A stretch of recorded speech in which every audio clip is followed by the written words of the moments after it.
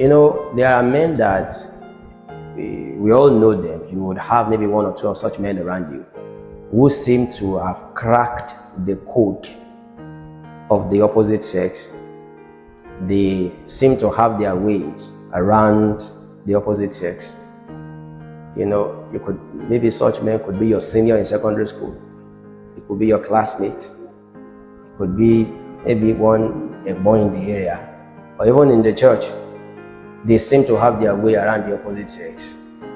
So those are the kind of men that Agor, the son of Jackie, should have looked for and then taken tutorials from them.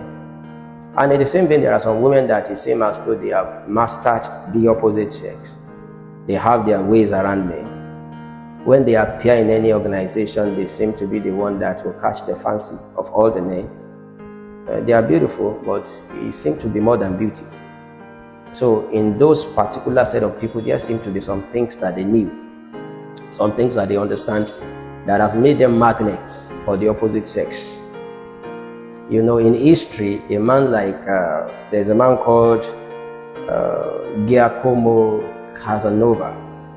Casanova was known for his numerous relationships. He was a man that had so many women around him. He seemed to have the power to get as much women as he wanted.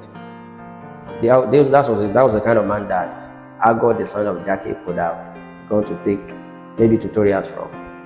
Another woman also in history for the opposite sex is the woman Cleopatra. She also had a way with men. She had affairs with some of the most powerful men of her time, Julius Caesar and even Mark Antony. And she was powerful herself. So, but today I'm not trying to teach us the way of Casanova. We are not going the way of Casanova. Neither are we going the way of Cleopatra. We are going the way of the Bible. We are going the way of God. And the whole purpose is to understand the opposite sex. You see, the law, I think it's a law in science that opposites attract. When they attract, after they have attracted each other, one of the reasons why we are teaching these things is so that attraction will not lead to conflict and repulsion at the end of the day. So as a man, you shouldn't just understand your whole way. You should understand the way of the woman, the way of a spiritual woman, the way of a godly woman.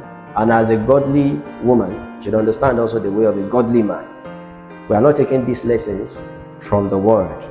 We are taking our lessons from the Word of God.